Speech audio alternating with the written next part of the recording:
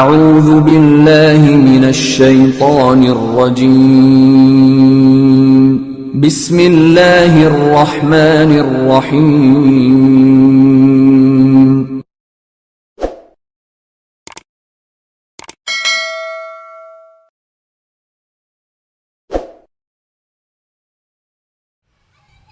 لا حول ولا قوة إلا بالله العلي العظيم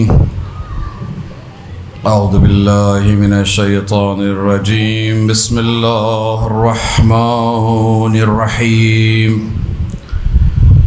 الحمد لله رب العالمين بارئ الخلائق أجمعين خالق السماوات والأرضين ثم الصلاة والسلام على عبده ورسوله وحبيبه وصفيه أشرف الأنبياء والمرسلين الذي سمي بالقرآن بالطه وياسين والمزمل والمدثر أبي القاسم محمد صلى الله عليه وآله وسلم وعلى أهل بيته الطيبين الطاهرين المعصومين المظلومين المنتجبين لا سيما بقية الله في الأرضين الروح وأرواح العالمين لتراب مقدمه الفداء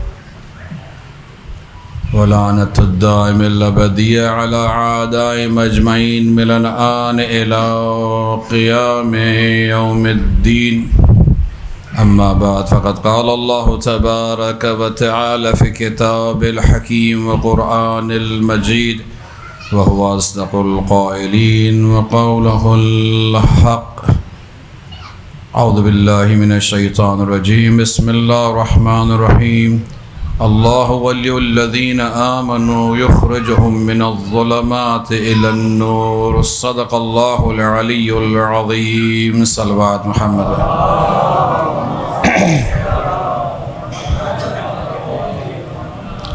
آپ لوگوں سے گزارش ہے کہ تھوڑا سا آگے کی تشریف لے آئیں کیونکہ آج باران رحمت کا بھی نزول ہے، تو جو لوگ صحن میں بیٹھتے تھے وہ بھی اندر آ کر بیٹھیں گے تو بعد میں زحمت نہ ہو۔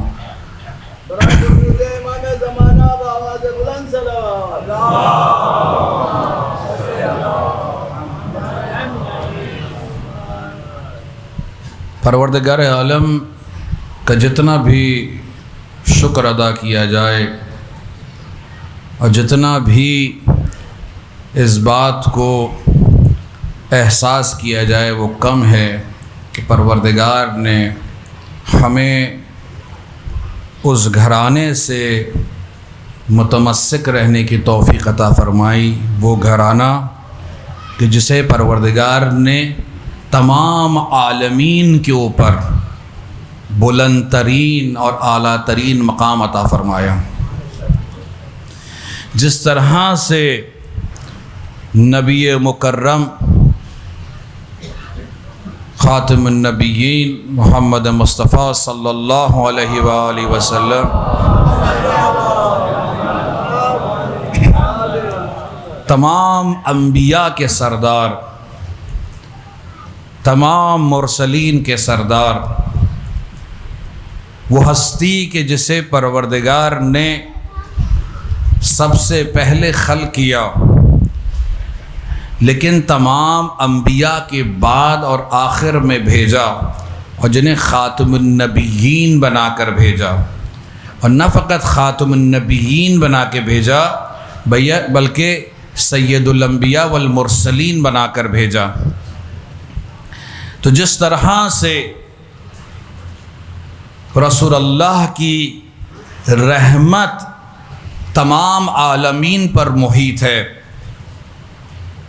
کہ رسول اللہ کے لیے فرمایا کہ رحمتاً للعالمین، یہ نہیں کہا کہ دنیا کے لیے رحمت ہے، یہ نہیں کہا کہ انسان کے لیے رحمت ہے، چرند و پرند اس دنیا میں جو موجودات ہے، عالمین یعنی تمام خلقت کے لیے باعث رحمت ہے۔ یہ خود ایک تفصیل ہے کہ کس طرح سے تمام موجودات کے لیے ہیں، لیکن صرف اتنا سمجھنا ضروری ہے کہ جو میرا اور آپ کا وجود ہے، میں اور آپ جو سانس لے رہے ہیں، یہ مرہون منت وجود اقدس اور پر نور رسول اکرم محمد مصطفیٰ صلی اللہ علیہ وآلہ وسلم۔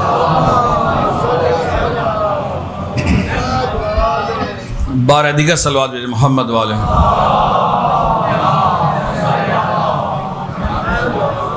اور پروردگار نے ہمیں ایسے رسول سے منسلک کیا، تو جب رسول اعلیٰ مرتبت تو اس رسول کا گھرانہ بھی پروردگار نے اعلیٰ مرتبت، یعنی جو وسیع چنا، جو بیٹی دی ہر ایک کو، تمام عالمین کے اوپر جو ہے وہ برتری عطا فرمائی۔ فاطمہ، جناب فاطمہ کے لیے کیا فرمایا کہ یہ خاتون جنت ہیں، کیا فرمایا کہ یہ شہزادی کونین ہے، جس دنیا میں بھی آنے والی تمام خواتین کی سردار ہیں اور اس دنیا میں تمام خواتین کی سردار ہیں۔ یہ کسی اور خاتون کے لیے نہیں آیا، اہل جنت کے لیے جناب مریم بھی ہے، جناب آسیہ بھی ہیں، جناب ختیجہ بھی ہے اور جناب فاطمہ بھی ہیں، لیکن ان چار خواتین کے اندر جو مرتبہ اور منزلت اور مقام جناب فاطمہ زہرا سلام اللہ علیہا کو دیا،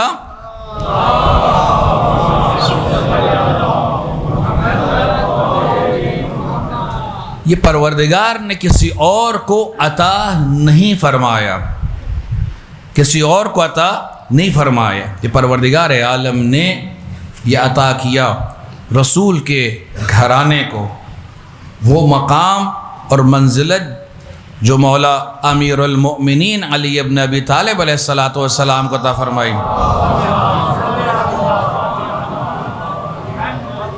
وہ مقام اور منزلت کسی کو عطا نہ فرمائی، کسی کو عطا نہ فرمائی، اس لیے کہ جو فضیلت، جو کرامت، جو رحمت، جو علم اور معرفت رسول اللہ کے پاس تھا، وہ تمام کے تمام رسول اللہ نے مولا امیر المؤمنین میں منتقل کر دیا، انہیں عطا کر دیا، انہیں عطا کر دیا۔ اسی لیے تاریخ میں آج تک کوئی ایسا پیدا نہ ہوا کہ جو یہ کہے سلونی سلونی قبل ان تفقدونی، آؤ مجھ سے سوال کرو، مجھ سے سوال کرو کہ اس سے پہلے کہ میں اس دنیا سے چلا جاؤں، اور میں آسمانوں میں موجود چیزوں کے بارے میں زمین سے زیادہ جانتا ہوں، یعنی زمین پر تو تمام معلومات ہے ہی، لیکن ماں ورائے دنیا جو چیزیں ہیں میں ان کے بارے میں بھی چاہتا ہوں، آؤ مجھ سے سوال کرو۔ لیکن سوال کرنے والا کوئی نہیں تھا، اور آج بھی یہ ایک افسوسناک بات ہے کہ آج بھی ہم مولا سے سوال نہیں کرتے۔ مولا کہاں سے سوال کریں گے، مولا ہے نہیں، ہوتے تو ہم سوال کرتے، نہیں کرتے۔ کیوں نہیں کرتے ہم سوال؟ کیسے کہہ رہا ہوں میں کہ سوال ہم نہیں کرتے اگر مولا ہوتے؟ اس لیے کہ آج ان کی کتاب، ان کا کلام موجود ہے، لیکن ہم اس سے آشنا نہیں ہیں، نام جانتے ہیں، کلام نہیں جانتے۔ کلام اگر سن بھی لیتے ہیں تو اس پر غور و فکر نہیں کرتے، اور غور و فکر کے مرحلے سے گزر بھی جائیں تو عمل کے مرحلے میں نہیں پہنچ پاتے۔ یعنی امام کو تو مانتے ہیں لیکن امام کی نہیں مانتے۔ یہ ایک بہت اہم مرحلہ ہے کہ جسے ہمیں یا میں نہیں کہوں گا، کل کو کہیں کہ لوگ ناراض ہو جائیں اس بات پہ کہ نہیں مولانا نے کیسی بات کہتی، مکمل نہیں مانتے، کچھ دل چاہتا ہے تو مان لیتے ہیں، جو دل نہیں چاہتا ہے وہ نہیں مانتے ہیں۔ یہ وہ اہم مرحلہ ہے جس کے لیے کل بھی اس موضوع کو ہم نے کیا تھا کہ وہ کیا خصوصیات تھیں اصحاب امام حسین میں، اور وہ کیا خصوصیات ہونی چاہیے یا ہوں گی امام زمانہ کے نصرت کرنے والوں میں۔ اس کے اندر ایک اہم چیز ہوگی کہ وہ ولایت کے اوپر یقین محکم رکھتا ہوگا۔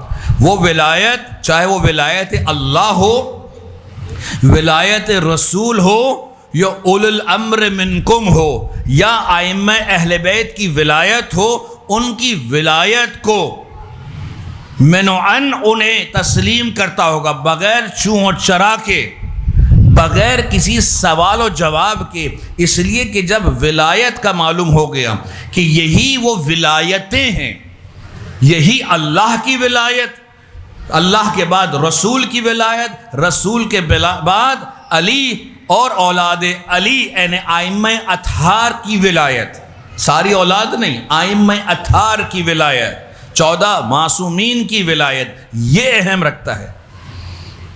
ائمہ اہل بیت کے ساتھ جناب فاطمہ زہرا کی بھی ولایت۔ یہ ولایت کو جب انسان اس پر یقین کرتا ہے تو پھر ان کے اندر کچھ صفات پیدا ہوتی ہیں، اس یقین کے مرحلے کا اظہار پیدا ہوتا ہے۔ کس طرح سے؟ جیسے کہ اگر کوئی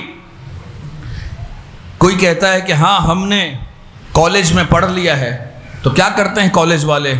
امتحان لیتے ہیں اس کا۔ اسکول میں پڑھ لیا ہے، کلاس میں پڑھ لیا ہے، امتحان ہوتا ہے اس کا۔ آپ بچے کو سامنے لیں، ہمارے بچے نے قرآن حفظ کیا ہے، تو سامنے والا فوراً کہے گا اچھا فلان سورہ سنا دو، سورہ شمس سنا دو، سورہ اعلیٰ سنا دو، فوراً پوچھنا ہے، یعنی اس میں سے وہ دیکھنا چاہتا ہے کہ واقعاً اس نے یہ حامل وہ صفات ہے یا نہیں ہے۔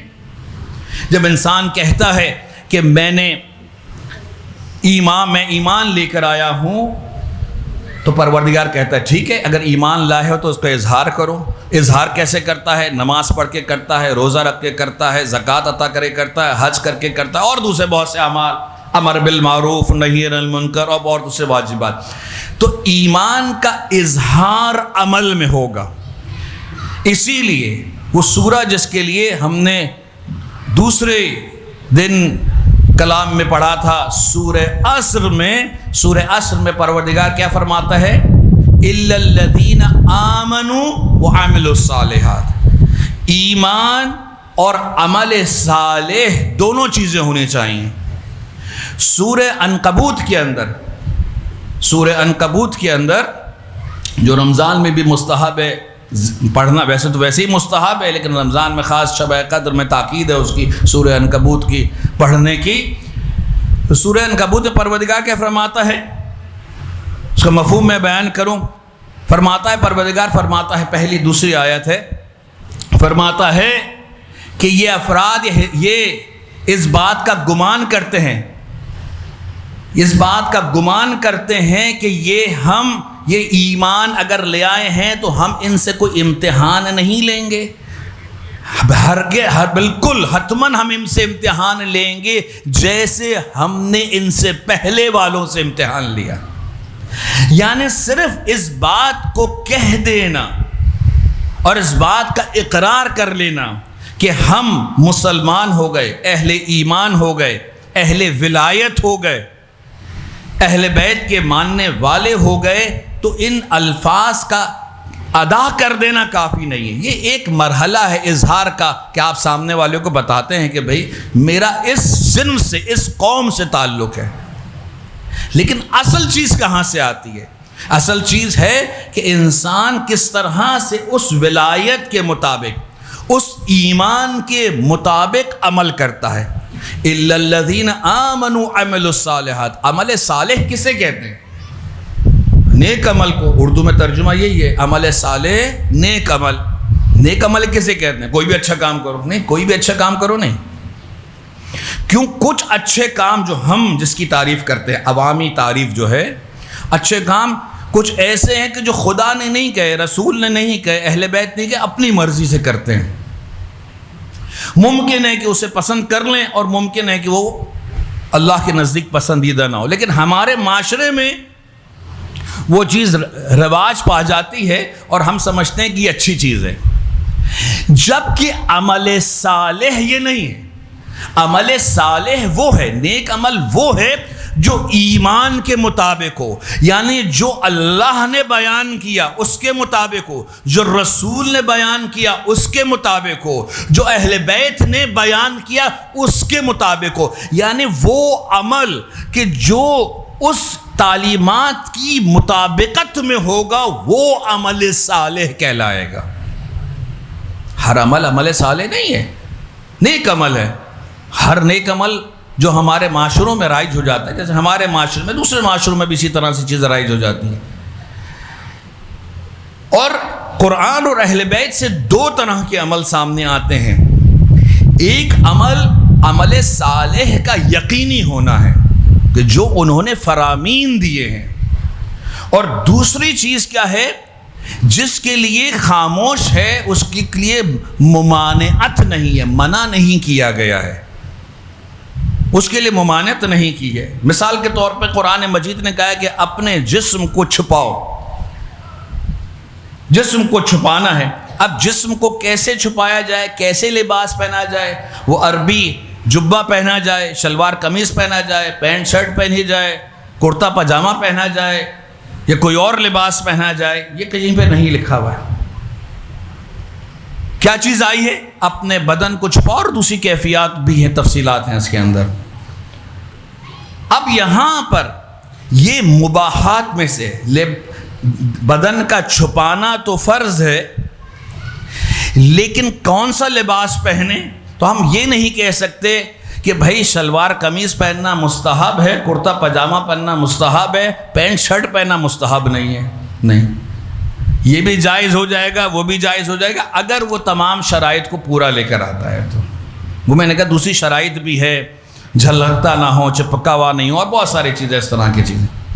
تو ہمیں یہ دیکھنا ہے کہ اسی طرح سے ہمارے کاموں کے اندر، جس طرح سے ہم نماز پڑھتے ہوئے کیا احتیاط کرتے ہیں کہ جیسے پروردگار نے کہا کہ نماز شروع کرو، ایسے ہی نماز شروع کرتے ہیں تکبیرۃ الاحرام سے، اور جیسے پروردگار نے کہا قیام کرو تو قیام کرتے ہیں، رکوع کہا تو رکوع کرتے ہیں، سجدے کا کہا تو سجدہ کرتے ہیں۔ ایک قیام ہوا، ایک رکوع ہوا، دو سجدے ہوئے، اور جیسے کہا اس طرح سے نماز ختم کرتے ہیں۔ تو اب ہم اپنی مرضی سے یہ نہیں کر سکتے کہ پہلے رکوع میں جائیں، پھر قیام کریں، سجدہ چاہے تو 2 کریں، سجدہ چاہیں تو 3 کر لیں، 4 کر لیں۔ کیوں نہیں کر سکتے؟ بھئی زیادہ ہی کر رہے ہیں نا، کم تو نہیں کر رہے۔ کہا نہیں، زیادہ اور کمی کی بات نہیں ہے یہاں پر، اہم چیز۔ بڑے غور سے سنیے گا اس بات کو، صلوات پڑھیں محمد والے میں۔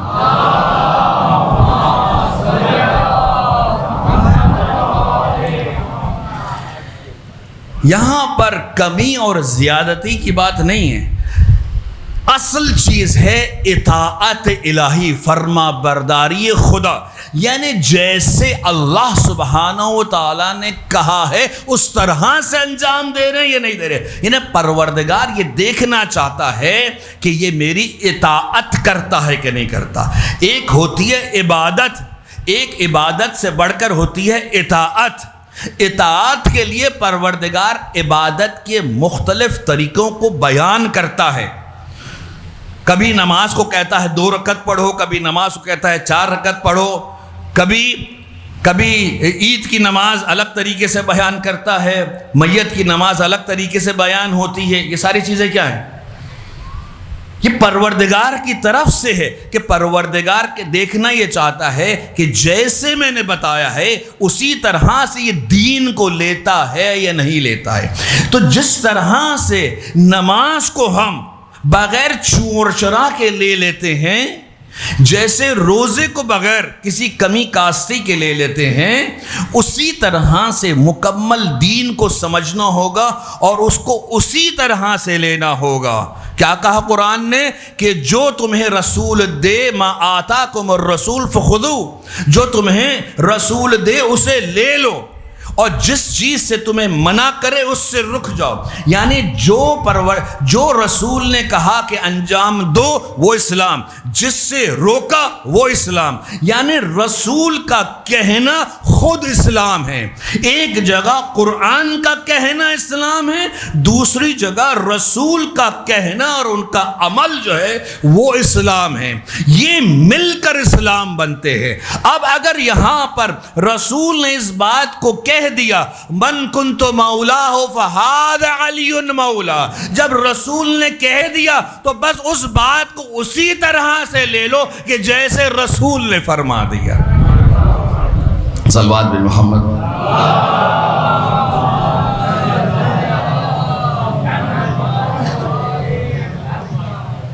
برائے خوشنودی مولا کائنات امیر المومنین بآواز بلند صلوات۔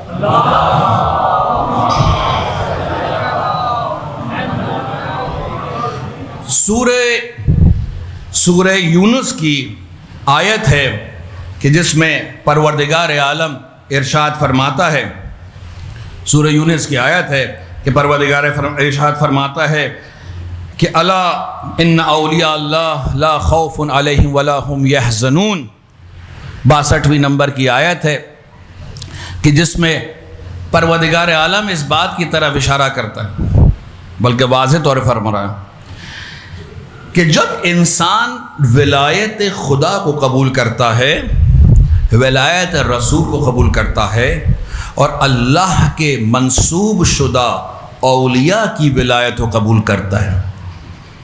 یہ کل بھی آپ کے سامنے آیت پڑھی تھی نا، کیا آیت پڑھی تھی کہ وہ افراد کیا ہے، الذین ان اللہ کیا ہے، ولی الذین آمنوا، اللہ تمہارا ولی ہے اور رسول تمہارا ولی ہے، اللہ تمہارا ولی ہے اور رسول تمہارا ولی ہے، والذین آمنوا، اور وہ افراد جو ایمان لائے، سب ایمان لانے والے نہیں، کون سے ایمان لانے والے؟ الذین یقیمون الصلاۃ ویؤتون الزکاۃ، وہ افراد کہ جو نماز کا قیام کرتے ہیں، برپا کرتے ہیں نماز کو، اقامہ کرتے ہیں نماز کو، اور زکوٰۃ عطا کرتے ہیں۔ سب اقامہ کرنے والے اور سب زکوٰۃ دینے والے؟ کہا نہیں، وہ ہم راکعون، اس حالت میں زکوٰۃ دیتے ہیں کہ رکوع کرنے والے۔ یعنی پروردگار نے بیان کیا کہ اولیاء کی اقسام ہو سکتی ہے، لیکن جس ولی کی اطاعت کو ہم نے فرض قرار دیا ہے یہ وہ ہے کہ جو رکوع کی حالت میں زکوٰۃ دیتا ہے، یعنی معین کر دیا کہ اللہ، ان کے بعد رسول، اور ان کے بعد علی مرتضیٰ علی ابن ابی طالب علیہ الصلوۃ والسلام۔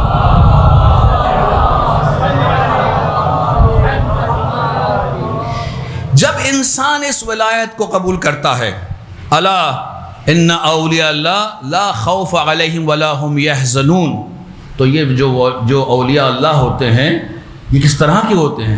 کیا چیز نظر آتی ہے؟ لا خوف علیہم ولا هم یحزنون، ان میں کوئی خوف نہیں ہوتا ہے۔ یہ خوف دو طرح کے انسان میں ہوتے ہیں، ایک خوف جو دنیاوی خوف ہوتا ہے، دنیاوی چیزوں کا، دنیاوی حالات کا، اور ایک خوف ہوتا ہے جو اخروی عذاب کا ہوتا ہے۔ یہ دو طرح کے خوف ہے۔ یہ خوف جو دنیا کے اندر ہوتا ہے یہ بھی مختلف اقسام میں ہے، لیکن ہم اس کو مختصر طور پہ سے آپ کے سامنے اشارے کے طور پہ بیان کریں گے کہ یہ جو خوف ہے، ان لوگوں میں یہ خوف نہیں ہوتا ہے، بے باک ہوتے ہیں، نڈر ہوتے ہیں، بہادر ہوتے ہیں۔ کیوں؟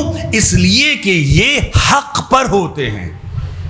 اچھا، یہ صرف حق پر ہونا کافی نہیں ہے، بلکہ یہ حق جو ہوتے ہیں، یہ حق طلب ہوتے ہیں، یہ حق کی طرف وہ حق کو چاہتے ہیں کہ حق آ جائے، حق کی جستجو میں ہوتے ہیں۔ نہ فقط یہ حق کی جستجو میں ہوتے ہیں، بلکہ یہ احیاء حق کے لیے قیام کرتے ہیں، یعنی یہ میدان میں نکلتے ہیں، مقابلہ کرتے ہیں کس کے سامنے؟ کہ جیسے رسول نے فرمایا، رسول اکرم محمد مصطفیٰ صلی اللہ علیہ وآلہ وسلم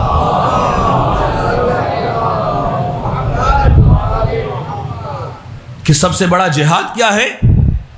سب سے بڑا جہاد یہ ہے کہ سلطان جائر، ظالم سلطان کے خلاف کلمہ حق کو بیان کرنا، کلمہ حق کو بیان کرنا۔ یہ سب سے مشکل کام ہے، یہ مشکل کام ہے۔ تاریخ میں، قرآن میں نظر آتا ہے، اللہ سبحانہ و تعالیٰ نے حضرت موسیٰ سے کہا، موسیٰ جاؤ فرعون کے پاس، یہ جملہ اذهب الی فرعون، اذهب یعنی بالکل صاف صاف، کوئی تکلف تعارف نہیں ہے کہ آپ تشریف لے جائیے، جائیں گے تو بہتر ہوگا، نہیں، جاؤ موسیٰ، جاؤ فرعون کے سامنے، حکم ہے۔ حضرت موسیٰ اولو العزم پیغمبر ہیں، حضرت موسیٰ کہتے ہیں اے پروردگار، رب اشرح لی صدری ویسر لی امری واحلل عقدۃ من لسانی، پروردگار میری زبان کے اندر صراحت عطا فرما، مجھے شرح صدر عطا فرما، یعنی مجھے ہمت عطا فرما، مجھے حوصلہ عطا فرما، مجھے طاقت اور جرت اور شجاعت عطا فرما، مجھے وہ مقابلہ کرنے کی۔ فرعون آج شاید ہم کو مثال دینا ہمارے لیے بہت مشکل ہوگا کہ جو فرعون نے جس طرح سے ظلم اور استکبار کے ذریعے، جس فاشزم جو آج ہم الفاظ استعمال کرتے ہیں، کہ اس میں سے ایک یہ بھی ہے کہ کس طرح سے استحصال کر کے لوگوں کو رکھا ہوا تھا۔ اس کے بعد اس کے سامنے جانے کے لیے حضرت موسیٰ تیار تھے، لیکن کیا کہا؟ پروردگار رب اشرح لی صدری، میری زبان کو کھول دے۔ زبان کو کھولنے کے دو معنی ہیں۔ ایک، حضرت موسیٰ علیہ السلام کی زبان میں لکنت تھی، کیونکہ بچپن میں انہوں نے کوئلہ منہ میں لے لیا تھا تاکہ یہ معلوم ہو کہ ایک عام بچے ہیں، وہ لکنت زبان تھی۔ دوسرا، رب اشرح لی صدری یہ نہیں ہے کہ کسی کے لکنت زبان ہو تو مسئلہ نہیں، ہر ایک کے لیے زبان ہماری بند ہو جاتی ہے جب کسی بڑے کے سامنے جاتے ہیں، طاقتور کے سامنے جاتے ہیں تو ہماری زبان بند ہو جاتی ہے۔ بہت اچھے بولنے والا انسان ہوتا ہے، بہت اچھا بولنے والا بچہ ہوتا ہے، لیکن زبان بند ہو جاتی ہے۔ خوب یہی یہاں پر رب اشرح لی صدری، پروردگار رب اشرح صدری ویسر لی امری واحلل عقدۃ من لسانی، میرے لسان میں سے، میرے زبان میں سے وہ گرہ جو ہے نکال دے۔ تو یہ مختلف معنی ہیں جو تفاسیر کے اندر آئے ہیں، ہر معنی یہاں پر اپنی جگہ پر موضوع ہیں اور ممکن ہے کہ مرحلہ مرحلہ اس کے اندر چیز ہو۔ اس کے بعد امام نے یہ رسول اللہ نبی مکرم نے فرمایا حضرت موسیٰ علیہ السلام نے کہ پروردگار میرے بھائی ہارون کو میرا وزیر قرار دے اور اسے میرے ساتھ بھیج، میرے ساتھ بھیج۔ کس لیے؟ اب یہاں پر ہارون کو معین بھی کیا کیونکہ وہ بھی نبی تھے، اور کہا بھائی بھی تھے، ان کی جگہ کہا کہ ان کے نائب بھی تھے جب وہ گئے طور سینا پر، تو وہاں پر جو ہے ان کے بھائی بھی قرآن بیان کرتا ہے جب فرعون کے سامنے کا، البتہ یہ بھائی والا واقعہ کہ وہ وہاں نیابت میں تھے وہ بات کا ہے، یہ پہلے کا واقعہ ہے، یہ قرآن دونوں کو بیان کر رہا ہے۔ تو یہاں پر حضرت موسیٰ علیہ السلام نے کہا کہ میرے بھائی کو بھیج، کس لیے؟ تاکہ میری پشت کو مضبوط کر سکے، یعنی مجھے قدرت عطا کر سکے۔ یعنی یہ سلطان جائر کے سامنے، ظالم سلطان کے سامنے کھڑا ہونا آسان کام نہیں ہوتا ہے، ایک جہاد ہے بہت بڑا۔ یہ افراد کہ جو اولیاء اللہ ہوتے ہیں وہ جرأت کے ساتھ، ہمت کے ساتھ قیام کرتے ہیں ظالموں کے سامنے۔ ہاں، کبھی ظاہری کامیابی بھی ہوتی ہے اور کبھی ظاہری شکست بھی ہوتی ہے، لیکن پروردگار اس دنیاوی ہار اور جیت کو نہیں دیکھتا ہے۔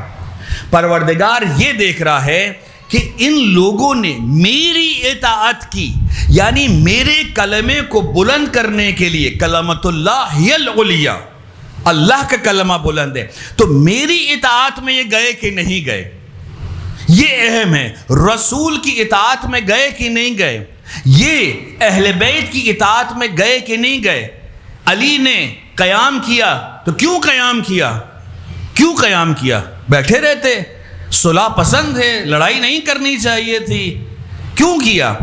جب دیکھا کہ فساد برپا ہو رہا ہے، ظلم ہو رہا ہے، ناانصافی ہو رہی ہے، ناحق ہے، تو بظاہر کلمہ گو تھے وہ افراد صفین میں، نہروان میں، ان میں سب ظاہری طور کے اوپر مسلمان تھے، لیکن اس کے باوجود امیر المومنین نے قیام کیا، امیر المومنین قیام کیا، حتیٰ یہاں تک ہوا کہ ہم ابر عاص ملعون کے کہنے کے اوپر قرآن کو نیزوں پہ بلند کر لیا۔ کیوں؟ اس لیے کہ دشمن کے خیمے تک پہنچ گئے تھے، علی پہنچ گئے تھے خیمے تک، قرآن کو بلند کیا۔ تو وہ افراد جو پورا ایمان نہیں رکھتے تھے، پورا ایمان نہیں رکھتے تھے، قرآن کو دیکھ کر علی نے کہا وہ خاموش قرآن ہے، قرآن میں صامت ہے، خاموش قرآن ہے، میں قرآن ناطق ہوں، میں قرآن ناطق ہوں۔ لیکن اس زمانے میں بھی کچھ نافہم افراد تھے جو مجبور کیا کہ وہاں پر روک دیا جائے اور دشمن ظاہری شکست سے بچ گیا۔ لیکن آج دنیا کے اندر عدالت خواہی کی جب بات ہوتی ہے، عدل و انصاف کی بات ہوتی ہے، تو علی کا نام لیا جاتا ہے، دشمنان علی کا نام نہیں آتا۔ چاہے دنیا میں دوسروں کے قصے کتنے ہی مشہور نہ ہو جائے کہ یہ عادل تھا، وہ عادل تھا، وہ انصاف کرتا تھا، وہ انصاف کرتا، کسی کی عدالت کی بات نہیں ہوتی ہے۔ اسی لیے وہ غیر مسلمان ہو کر بھی علی پر کتاب لکھتا ہے، صوت العدالت، کس کی؟ عدالت کی آواز، عدالت کی صدا، یعنی علی کے پیغام کو یونائٹڈ نیشن بھی ایکسیپٹ کرتا ہے، اس خط کو کہ جو مولا کائنات نے مالک اشتر کو لکھا۔ عجیب ہے، امیر المؤمنین کا 1400 برس پہلے کا لیٹر۔ ہم تو کہتے ہیں نا کہ بھئی ہماری آج کی بتائی ہوئی باتیں کل منسوخ ہو جاتی ہیں، یہ پارلیمنٹ میں اتنے قانون بنتے ہیں، بہت ساری چیزیں بنتی ہیں، آئے دن تبدیل ہو جاتے ہیں۔ کیوں؟ اس لیے کہ ہم جیسے انسانوں کے بنائے ہوئے ہیں جو لا علم ہیں، کم علم ہیں، کم پڑھے لکھے ہیں، دین نہیں سمجھتے، دنیا نہیں سمجھتے، قانون بناتے ہیں۔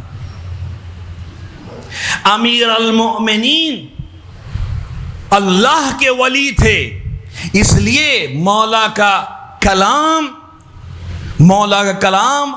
اپنے ولی سے، رسول سے اور اللہ سے لیا ہوا کلام ہے۔ تو جس طرح سے اللہ کا کلام قیامت تک مؤثر رہے گا، اسی طرح سے رسول اور علی کا کلام بھی قیامت تک لوگوں کی رہنمائی کرتا رہے گا۔ یہ وہ کلام ہے کہ جسے دنیا مسلمانوں کا اتنا سخت ترین دشمن ہونے کے باوجود بھی جب دیکھتے ہیں کہ کون دنیا کے اندر سب سے بہترین عادلانہ حکومت تھی، یہ یونائٹڈ نیشنز آپ جائیں، آپ کو گوگل کریں گے مل جائے گا کہ پوری دنیا کی جو حکومتیں ہیں، صدیوں کی پوری دنیا پر حکومتیں، کہا اس میں صرف 4.5 سالہ حکومت علی ابن ابی طالب ایسی تھی کہ جس میں عدل و انصاف ہوتا تھا۔ صلوات پڑھے محمد۔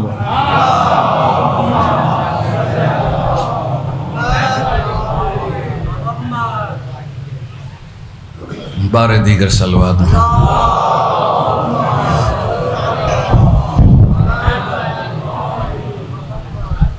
یہ ایک اہم چیز ہے کہ جس کو سوچنے کی ہمیں ضرورت ہے کہ جب ہم ولایت علی میں آتے ہیں، ولایت مولا حسین میں آتے ہیں، ولایت امام حسن میں آتے ہیں، ولایت امام زمانہ کی جب ہم بات کرتے ہیں، تو یہ ولایت صرف کسی نام الفاظ کی ادائیگی کا نہیں ہے، یہ کسی ٹیگ لگانے کا، یہاں پر کوئی بلا لگا لینے کا، کوئی یہاں پر پرچم لگا لینے کا، کوئی یہاں پر کوئی مونوگرام لگا لینے کا، اس کا نام نہیں ہے۔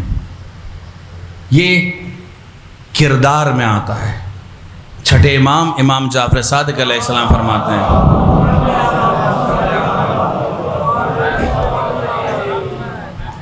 فرماتے ہیں کونوا لنا زینا ولا تکونوا لنا شینا، ہمارے لیے زینت کا باعث بنو، یعنی تمہارا کردار ایسے ہو کہ جب تمہیں لوگ دیکھیں تو کہیں کہ یہ علی کے ماننے والے ہیں، یہ اہل بیت کے ماننے والے ہیں، یعنی تعریفی نگاہوں سے دیکھیں۔ ہمارے لیے برائی کا باعث نہ بنو، اس لیے لوگ تمہیں برا نہیں کہیں گے بلکہ تمہارے اماموں کو برا کہیں گے۔ یہی چیز اسلام کے ساتھ بھی ہے کہ لوگ مسلمانوں کو دیکھ کر کہتے ہیں کہ اسلام کیسا دین ہے کہ جس میں جھوٹ بھی لوگ بول رہے ہیں، چوری بھی کر رہے ہیں، اور آپ کہتے ہیں کہ نہیں، اسلام میں تو اسلام جو ہے بہت عادلانہ با اخلاق دین ہے۔ لوگوں میں نظر کیوں نہیں آتا ہے؟ اگر یہ اتنا اچھا دین ہے تو نظر کیوں نہیں آتا؟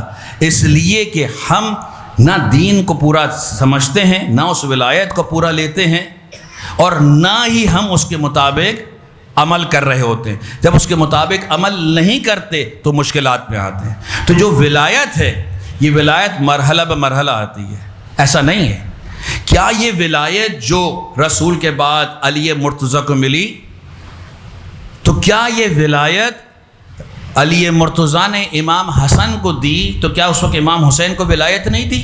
ہاں، امام حسین کو ولایت نہیں دی، اس لیے کہ امام علی کے بعد امام کون تھے؟ امام حسن تھے۔ تو ولایت ایک منصب ہے، ایک ذمہ داری ہے کہ جو پروردگار نے عطا کی ہے، رہبریت کی، قیادت کی، رہنمائی کی، سالار لشکر کے طور کے اوپر قوم کی ہدایت کے لیے بھیجا ہے، اور اسی بات یہ کے بعد دیگر یہ ولایت کی۔ اسی طرح یہ ولایت جب مولا کے پاس، امام حسین کے پاس آتی ہے، ایک جملہ اس ولایت کا اقرار شاید میں نے اس مجلس میں بیان کیا، دوسری مجلس میں کیا، لیکن اگر ریپیٹیشن ہے تو برداشت کیجیے گا۔ وہ کیا ہے؟ وہ جملہ کہ جو بات ثابت کرتا ہے کہ امام حسین کو خود لوگوں کی ذات سے زیادہ ان پہ ولایت تھی۔ جیسے رسول اللہ نے غدیر میں پوچھا کہ اے لوگوں، کیا میں تم سے زیادہ ولایت نہیں رکھتا؟ لوگوں نے کہا بلا یا رسول اللہ، بالکل آپ رکھتے ہیں۔ یعنی رسول کی ولایت یہ، یعنی میں اگر اپنے آپ کو مارنا چاہوں نہیں مار سکتا، میں اپنی جان نہیں لے سکتا، خودکشی حرام ہے، لیکن اگر رسول کہہ دے کہ تم اپنی گردن کو اڑا دو، اپنے آپ اپنی جان لے لو، تو وہ کر سکتے ہیں۔ وہ ولایت جو ہے ان کے پاس ہے، میرے پاس نہیں ہے۔ امام حسین جب یہ بات کہتے ہیں تو جناب زینب سوال کرتی ہیں، تو اصحاب یہاں پر جمع ہو جاتے ہیں اور پوچھتے ہیں، اصحاب کہتے ہیں کہ بی بی اگر مولا اجازت دیں تو ہم اپنی تلواروں سے اپنے سر کو جدا کر دیں۔ تو ایک جگہ تو وہ احساساتی، جذباتی پہلو ہمیں صرف نظر آتا ہے، لیکن یہیں پر اطاعت اور ولایت کا پہلو بھی اس میں موجود ہے۔ یعنی یہ بات اظہار کرنے کہ ہم اپنی مرضی سے اپنی گردنوں کو جدا نہیں کر سکتے، لیکن حسین کی مرضی سے جدا کر سکتے ہیں، حسین کی مرضی سے جدا کر سکتے ہیں۔ اگر وہ اجازت دے دیں تو ہم اپنی تلواروں سے، اپنے ہاتھوں سے اپنے سر کو اپنے تن سے جدا کر دیں۔ یہ ولایت ہے، یہ ولایت ہے۔ تو جب یہاں پر ہم اہل بیت کی طرف آتے ہیں تو یہ ولایت اہل بیت میں آتی ہے۔ تو ہم اس ولایت کو قبول کرنا، اللہ نے والدین کو ولایت دی ہے، لیکن کون سی ولایت دی ہے؟ کون سی ولایت دی ہے؟ کیا پیرلل ہے؟ یعنی ماں باپ کی کیونکہ اطاعت کرنا ضروری ہے تو ماں باپ صحیح کہیں غلط کہیں آپ ان کو بات ماننا ضروری ہے کیونکہ اللہ نے کہا ہے، چاہے اس میں اللہ ہی کی مخالفت کیوں نہ ہو رہی ہو۔ نہیں، ایسا نہیں ہے، ایسا نہیں ہے۔ اللہ نے والدین کی اطاعت فرض قرار دی ہے، لیکن ان معاملات میں کہ جس کے لیے پروردگار نے اجازت دی ہوئی ہے۔ لیکن اگر دین کے مخالف ہے، غلط کام ہے، حرام کام ہے، تو اس کے اندر ان کی اطاعت فرض نہیں ہے بلکہ حرام ہے۔ ہاں، بے احترامی کسی کے ساتھ بھی نہیں ہو سکتی۔ والدین مومن ہوں، کافر ہوں، مشرک ہوں، ملحد ہوں، ان کی بے احترامی نہیں ہو سکتی ہے۔ تو بے احترامی، احترام الگ ہے اور اطاعت الگ ہے اس والدین کے مسئلے میں۔ تو یہاں پر اگر غلط کام کے لیے والدین کہتے ہیں، والدین بچی کو کہتے ہیں کہ نہیں تم یہ حجاب نہیں کیا کرو، امام بارگاہ میں جاؤ تو ٹھیک ہے حجاب کر لیا کرو، لیکن جب تم شادیوں میں جاؤ، رشتہ داروں میں جاؤ تو حجاب نہ کرو، پردہ نہ کرو۔ نہیں، بچی اپنے لیے 9 سال کے بعد مکلف ہے، اس پہ فرض ہے، ماں کہتی رہ جائے، باپ کہتا رہ جائے، لیکن یہاں پر بچی جو ہے اپنے ماں باپ کی بات نہیں مانے گی کیونکہ اللہ کے حکم کے مخالف ہے۔ اور یہ میں نے دیکھا ہے لوگوں سے، ارے یہ تو ایک گھر والے ہی ہیں۔ ارے گھر والوں کے اندر نامحرم ہوتے ہیں، انہی گھر والوں میں چچا زاد، مامو زاد، خالہ زاد، پھپھی زاد، بہت سارے ایسے ہوتے ہیں، گھر والے ہی ہیں لیکن نامحرم ہیں۔ تو ایک حدود کو رکھا ہے، اس حجاب کو رکھا ہے۔ تو یہاں پر جہاں دل چاہے ماں باپ کی اطاعت کرو اور جہاں دل چاہے اللہ کی اطاعت کرو اور جہاں دل چاہے اللہ کی اطاعت نہ کرو، نہیں ایسا نہیں ہے، اللہ کی اطاعت ہے۔ تو اللہ نے والدین کی اطاعت بھی اپنے ماتحت رکھی ہے، اگر اس سے ٹکرائے گی تو پھر اس کے ساتھ جو ہے ماں باپ کی اطاعت نہیں ہے۔ ہاں لیکن ماں باپ اگر ایسے کام کو کہتے ہیں کہ جس کے اندر اللہ کی مرضی شامل ہے یا اللہ نے، شریعت نے، دین نے اجازت دی ہے، تو وہاں پر یقیناً والدین کی اطاعت کرنا فرض ہو جاتی ہے۔ ایک صلوات محمد علیہ۔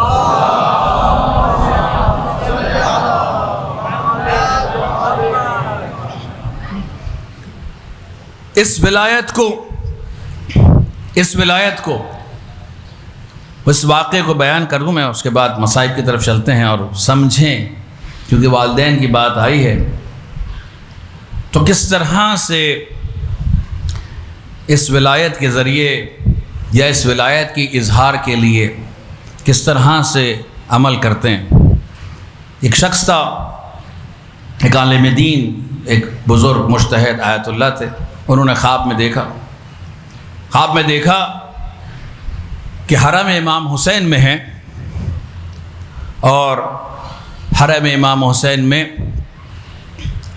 ایک شخص داخل ہوتا ہے۔ خواب میں دیکھ رہے ہیں کہ یہ آیت اللہ جو ہیں وہ حرم امام حسین میں، دیکھا کہ امام حسین کے حرم میں شخص داخل ہوا، نوجوان ہے، جوان آدمی ہے، اور وہ داخل ہوتا ہے اور مولا کو سلام کرتا ہے اور مولا اس کا جواب دیتے ہیں اور وہ مسکراتا ہے۔ یہ خواب تھا، دیکھا اس نے، ایک رات دیکھا، پھر دوبارہ دیکھا، تو 2 یا 3 مرتبہ دیکھا۔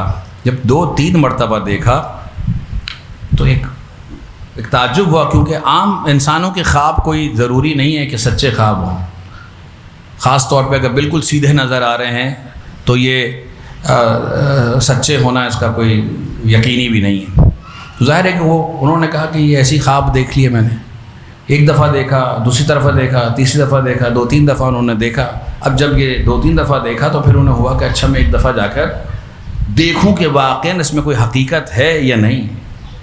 ایک شب جمعہ وہ جا کر حرم میں امام حسین میں بیٹھ گئے، نماز اور مناجات کرنے کے بعد بس وہاں بیٹھ گئے، ایک کونے میں جا کر کے دیکھنے لگے کہ کوئی ایسا جوان حرم میں داخل ہوتا ہے یا نہیں۔ تو کافی دیر انتظار کرنے کے بعد دیکھا کہ ہاں ایک جوان جو ہے حرم میں داخل ہوتا ہے، اور اس نے سلام کیا۔ مولا کا جواب تو نہیں سنائی دیا جیسے خواب میں سنائی دیا تھا، لیکن اس شخص کے لبوں پہ مسکراہٹ آ گئی۔ تو یہ دیکھا، سلام کیا اور پھر مسکراہٹ کو دیکھا۔ اس شخص کے انتظار کرتے رہے، وہ زیارت کی، اس نے نماز کیا، عبادات کی اپنی، اور اس کے بعد وہ چل پڑا۔ یہ عالم دین بھی اس شخص کے پیچھے پیچھے چلتے رہے، کچھ تھوڑا سا آگے چلنے کے بعد حرم سے آگے سوال کیا، روکا اسے، کہا کہ یہ بتاؤ کہ تم حرم میں آئے اور اس کے بعد تم مسکرائے، یہ کیا وجہ ہے؟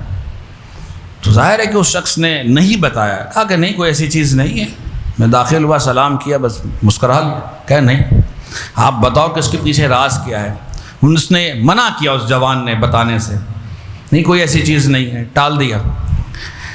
پھر اس عالم دین نے یہ بیان کیا کہ دیکھو میں نے خواب میں دیکھا تھا یہ، اور اپنا پورا خواب بیان کیا اس شخص کو، اور آج میں نے یہ دیکھا کہ تم وہی شخص ہو جو میں نے خواب میں دیکھا تھا، اور میں نے دیکھا تم وہی شخص ہو کہ جس نے جو مسکرایا، اس کے لب پہ مسکراہٹ آ گئی۔ اب یہ بتاؤ کہ تم نے سلام کیا تو کیا تمہیں جواب ملا؟ اس نے کہا ہاں، جب میں آتا ہوں اور سلام کرتا ہوں تو مجھے میرے مولا کا جواب سنائی دیتا ہے۔ کہا تم نے یہ مقام اور فضیلت کیسے حاصل کی؟ ہم سب جاتے ہیں، سنائی ہر ایک کو نہیں دیتا ہے، وہ مقام ایک منزلت ہے، ایک مقام پہنچنے کی بات ہے۔ کہا کہ میں یہاں سے کچھ فرسخ پر رہتا ہوں، کچھ فاصلے پر رہتا ہوں، میرے بوڑھے ماں باپ اور ہم نے ایک یہ طریقہ بنایا ہوا تھا کہ ایک شب جمعہ میں اپنے والد کو لے کر آتا تھا، دوسرے شب جمعہ اپنی والدہ کو لے کر آتا تھا، کیونکہ ایک سواری تھی، اس سواری میں بٹھا کر لے کر آتا تھا۔ ایک دن شدید طوفانی بارش آ رہی تھی، طوفانی بارش آ رہی تھی، اس دن والد کو زیارت کروانے کا دن تھا، تو والد کو سواری پہ بٹھایا اور آگے گھر سے نکلنا چاہتے ہی تھے کہ میری والدہ آئیں اور بہت گریہ و زاری کی کہ نہیں مجھے بھی ساتھ لے جاؤ، مجھے بھی ساتھ لے جاؤ، نہیں معلوم کہ مجھے اگلا شب جمعہ نصیب ہو یا نہ ہو۔ کہا والدہ میں آپ کو کیسے لے کر جاؤں گا، اتنی شدید بارش ہو رہی ہے، طوفانی بارش ہے، میں والد کو بھی لے کر جاؤں، آپ کو بھی لے جاؤں، کیسے لے جاؤں گا؟ ایک تو چیز ہمیں نظر آتی ہے کہ یہ باپ بیٹا کسی طوفانی بارش سے گھبرائے نہیں تھے زیارت حسین کے لیے، تو انشاءاللہ ہم بھی کسی بارش سے اور کس سے پریشان نہیں ہوں گے مجلس حسین کرنے کے لیے۔ خیر یہاں تو کم بارشیں آتی ہیں اس لیے پریشانی زیادہ نہیں ہوتی، کبھی کبھار زیادہ آ جاتی ہیں، لیکن وہاں پر انہوں نے ترک نہیں کیا تھا، یعنی ارادہ بالکل تھا، بارش ہے تو بارش، طوفان لیکن جانا ہے۔ اب ماں نے ضد کی، اب کہا رہا نہیں گیا، تو پھر میں نے باپ کو سواری پہ بٹھایا اور ماں کو اپنے کاندھے پہ بٹھایا، اپنی کمر پہ سوار کیا اور ان کو لے کر آیا، اور اس طوفانی بارش میں نہایت ہی مشکل سے، بڑی سختی سے، زحمت سے میں اپنے والدین کو حرم امام حسین میں لے کر پہنچا۔ جب حرم امام حسین میں لے کر پہنچا، ان کو بٹھایا اور جا کر جب میں نے زری پر سلام کیا، السلام علیک یا ابا عبداللہ، تو وہاں سے میرے مولا کا جواب آیا، علیک السلام، اللہ اکبر۔ کہا وہ شب ہے اور آج کی شب ہے، میں ہر شب جمعہ آتا ہوں، سلام کرتا ہوں اور میرے مولا سلام کا جواب دیتے ہیں، یعنی یہ والدین کی خدمت کا نتیجہ ہے کہ اس حالت میں، اس پریشانی میں بھی اپنے والدین کی خدمت کو انجام دے رہے ہیں۔ یہ وہ مقام ہے، یہ وہ منزلت ہے۔ ہم تھوڑی تھوڑی مشکلات کے ساتھ بھی پریشان ہو جاتے ہیں، والدین سے پریشان ہو جاتے ہیں، جھڑکنے لگتے ہیں، ان کے لیے ناراضگی کا سبب بن جاتے ہیں، لیکن اس شخص سے سیکھیں۔ اگر واقعاً ہمیں اہل بیت کی خوشی چاہیے، مولا حسین کی خوشی چاہیے، تو ہمیں چاہیے کہ ہم اپنے والدین کی خدمت کو انجام دے اس طرح سے کہ پروردگار بھی راضی ہو جائے، پروردگار بھی راضی ہو جائے۔ اور ہمیں یہ نظر آتا ہے، ہر چیز ہمیں کربلا میں نظر آتی ہے۔ اگر کربلا میں دیکھنا ہے تو آپ کو ہر طرح کی قربانی نظر آئے گی، ہر سبق وہاں سے مل جاتا ہے، ہر سبق وہاں سے مل جاتا ہے۔ قدیم سے علماء اس بات کو بیان کرتے تھے کہ تمہیں کوئی بھی مثال چاہیے، کوئی بھی سبق چاہیے تو کربلا سے لے لو۔ کربلا ہر ایک کے لیے درسگاہ ہے، ہر ایک کے لیے درسگاہ ہے۔ ہم یہاں دیکھتے ہیں کہ عجیب منظر ہے، عجیب منظر ہے۔ میں نے 2 تاریخ کے دن بھی کچھ بیان کیا تھا، جب 2 تاریخ کو بیان کیا تھا کہ میرے مولا نے کس طرح سے جناب حر کے قافلے کو پانی سے سیراب کیا، پیاسوں کو پانی دیا، ارے ان کے جانوروں کو پانی دیا۔ اس کے بعد حر نے میرے مولا حسین کے پیچھے نماز پڑھی۔ میرے مولا نے نماز ختم کرنے کے بعد خطبہ دیا اور وہاں اس خطبے میں بیان کیا کہ وہ افراد کہ جو ظالم اور جائر، جو ایسے سلطان کو دیکھیں، ایسے حاکم کو دیکھے اور اس کے خلاف اپنے عمل سے اور اپنی زبان سے قیام نہ کریں، تو وہ پروردگار یہ حق رکھتا ہے کہ ان خاموش رہنے والوں کو، ان خاموش بیٹھے رہ جانے والوں کو پروردگار انہی ظالموں کے ساتھ محشور کر دے۔ اللہ اکبر۔ شاید یہ بات حر کے دل میں اتر گئی تھی، حر کے دل میں اتر گئی تھی۔ اب جب 9 تاریخ ہوئی، عمرو بن سعد حملہ کرنا چاہتا تھا 9 محرم کو، اس 9 محرم کے حملے کو رکوایا، لیکن وہاں سے جناب حر کو اس بات کا یقین آ گیا کہ حر امام حسین کے خون کے در پہ ہے۔ گیا عمرو بن سعد سے بات کی، عمرو بن سعد سے کہ عمرو بن سعد یہ تم کیا کر رہے ہو؟ تمہیں نہیں معلوم کہ یہ کس کے فرزند ہیں؟ کیا تمہیں نہیں معلوم کہ یہ رسول اللہ کے نواسے ہیں؟ کیا تمہیں نہیں معلوم کہ یہ علی کے نور عین ہیں؟ کیا تمہیں نہیں معلوم کہ بطول کے یہ دل کے چین ہیں؟ کیا تمہیں نہیں معلوم کہ ان کا مقام اور منزلت کیا ہے؟ کیا تمہیں نہیں معلوم کہ یہ حدیث رسول نے فرمائی تھی الحسن والحسین سیدی شباب اہل الجنہ، کہ حسن اور حسین جنت کے سردار ہیں، اور تم اپنے ہاتھوں کو ان کے خون سے رنگنا چاہتے ہو؟ اللہ اکبر۔ عمر بن سعد کہتا ہے ہاں کیا کروں، مجبوری ہے، اس لیے کہ مجھے کہا گیا کہ مجھے رے کی حکومت ملے گی، مجھے یہ مقام اور منزلت ملے گی، مجھے گورنرشپ مل جائے گی۔ اس دنیاوی گورنرشپ کو لینے کے لیے، اس مقام اور اس مال کو لینے کے لیے دنیا کی محبت دل میں تھی۔ دنیا کی محبت کی وجہ سے عمر بن سعد جو ہے، جو سعد ابن ابی وقاص جو صحابی رسول تھے ان کے بیٹے تھے، لیکن اس کے باوجود وہاں پر امام حسین کے سامنے قیام کیا۔ کس کے بولنے پر؟ یزید کے بولنے پر، ابن زیاد کے اکسانے کے اوپر یہ عمر ابن سعد وہاں پر امام کے مقابلے میں کھڑا ہو جاتا ہے۔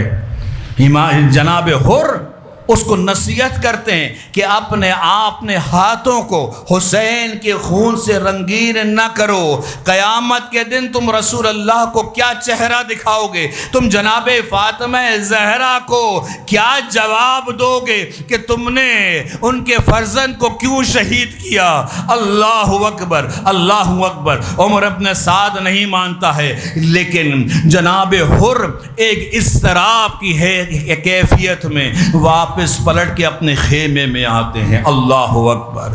اپنے خیمے میں، کبھی خیمے کے اندر کبھی خیمے کے باہر ٹہل رہے، بے چینی سے ٹہل رہے، سوچ رہے ہیں۔ ارے بیٹا بھی دیکھ رہا ہے جناب حر کا، غلام بھی دیکھ رہا ہے، بار بار آ کر پوچھا جا رہا ہے کہ ارے جناب حر بابا کیوں آپ پریشان ہیں؟ آقا کیوں پریشان ہیں؟ کہا نہیں تمہیں نہیں معلوم کہ میں کس مشکل میں ہوں، میرے لیے یہ فیصلہ کرنا مشکل ہے۔ اللہ اکبر۔ یہ صبح کا وقت ہوا۔ اللہ اکبر، اللہ اکبر۔ جناب حر نے نماز پڑھی، باہر آ کے دیکھا، سنا تو خیام حسینی سے آوازیں آ رہی تھی چھوٹے چھوٹے بچوں کی۔ کس بات کی آواز آ رہی تھی؟ ہاں پیاس، ارے پانی جو بند کیا ہوا تھا۔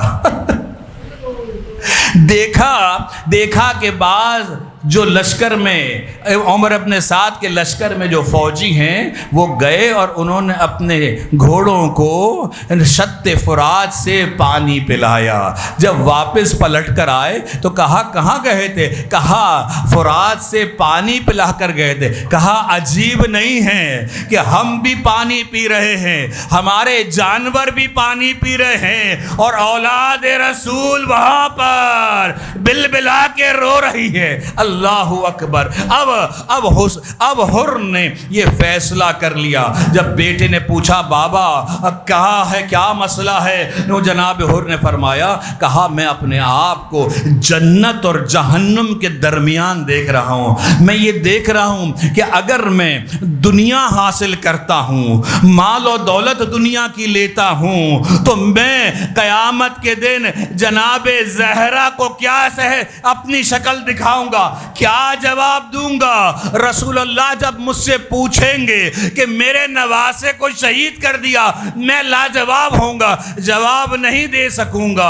اور دوسری طرف میں دیکھ رہا ہوں کہ موت میرا انتظار کر رہی ہے. اگر میں حسین کے ساتھ جاتا ہوں تو موت میرا انتظار کر رہی ہے، لیکن میں سرخرو ہو جاتا ہوں. ارے میں جنت کا مستحق ہو جاتا ہوں، میں جناب علی اور بطول کو کے سامنے قیام کھڑا ہونے کا قابل ہو جاؤں گا. اللہ اکبر. کہا بیٹا بس مجھے مولا حسین کی خدمت میں لے چل، بس 2 منٹ مصائب کے رہتے ہیں، بس 2 منٹ. عزیزان گرامی، ہاں عجیب ہے، حسین پر تو ہم گریا کرتے ہیں، لیکن حسین کے سچے انصار پر بھی گریا کرتے ہیں.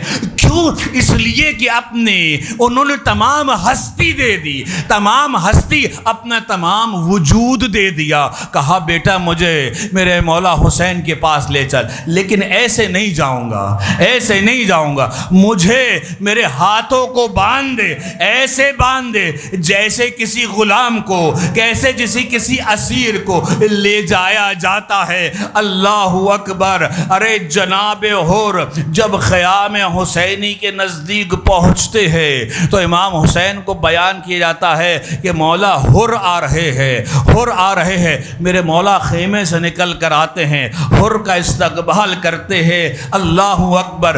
حر گھوڑے سے نیچے اترتے ہیں، ہاتھ رسیوں سے بندھے ہوئے ہیں، مولا کے قدموں میں گرتے ہیں اور فرماتے ہیں حل یہ توبہ، مولا کیا میری توبہ قبول ہے؟ میں نے آپ کا راستہ روکا، میں مجھے بنا کربلا آنے کے لیے، مولا کیا میری توبہ قبول ہے؟ کیا آپ مجھے معاف کر سکتے ہیں؟ میرے مولا نے جناب حر کو اٹھایا، کھڑا کیا، ہاتھوں سے رسیاں کھولی، اپنے سینے سے لگایا. کہا حر میں نے بھی تجھے معاف کیا، میرے پروردگار نے بھی تجھے معاف کیا. اللہ اکبر، اللہ اکبر. ارے جب عاشور کے دن، عاشور کے صبح جب وہاں پر لڑائی شروع ہوتی ہے تو جناب حر فرماتے ہیں مولا سب سے پہلے میں جاؤں گا، اس لیے کہ میں وجہ بنا یہاں آپ کو کربلا میں لانے کے لیے. آقا میں پہلے جاؤں گا. لیکن جناب حر نے سب سے پہلے اپنے بیٹے کی قربانی دی، اس کے بعد اپنے غلام کی قربانی دی. پوچھا حر سے کہ کیوں پہلے اپنے بیٹے اور غلام کو بھیجا؟ کہا ایسا نہ ہو کہ مجھے شہید ہوتے ہوئے وہ گھبرا جائیں، اس لیے پہلے انہیں بھیجا. جب جناب حر گئے تو جناب حر خود سردار تھے لشکر کے. جب مقابلے میں دیکھا عمر ابن سعد نے اور اس کے لشکر والوں نے تو گھبرا گئے. ارے جناب حر نے جو حملہ کیا، کئی ایک کو واصل جہنم کیا، کئی ایک کو واصل جہنم کیا، لیکن حر اس طرح سے قابو میں نہیں آ رہے تھے. ارے نرغے عادہ میں گھیرا گیا. ارے حر کے سر پر تلوار ماری گئی. حر نے ایک آواز دی علیک منی السلام یا ابا عبداللہ، مولا میرا آخری سلام قبول کیجئے. اللہ اکبر، اللہ اکبر. میرے مولا حر کے پاس جاتے ہیں. ابھی حر کے بدن میں کچھ رمق باقی ہوتی ہے. میرے مولا حر کے سر کو اپنے زانوؤں پہ رکھتے ہیں. دیکھتے ہیں وہاں پہ زانوؤں پہ رکھتے ہیں. اس کے خون کو اپنی عبا سے صاف کرتے ہیں. اللہ اکبر. جناب حر فرماتے ہیں مولا کیا میں نے حق ادا کر لیا؟ کہا حر تیری ماں نے تیرا نام بہت اچھا رکھا تھا، تو دنیا میں بھی آزاد ہو گیا اور تو آخرت میں بھی آزاد ہے. اللہ اکبر. لیکن حسین نے دیکھا کہ یہاں سے پیشانی حر سے خون ابل کے نکل رہا ہے. ارے مولا نے اپنی عبا سے ایک رومال نکالا. وہ رومال جو فاطمہ زہرا نے دیا تھا. ارے رومال وہ جناب حر کی پیشانی پر باندھا گیا. ارے جو خون ابلتا ہوا نکل رہا تھا وہ بند ہو گیا. میرے مولا کی طرف دیکھتے ہوئے جناب حر کی روح پرواز کر جاتی ہے.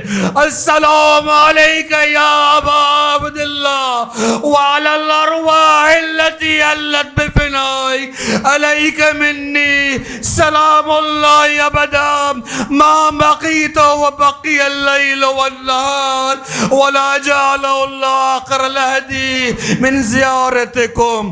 السلام علی الحسین وعلى علي بن الحسين وعلى أولاد الحسين وعلى أصحاب الحسين.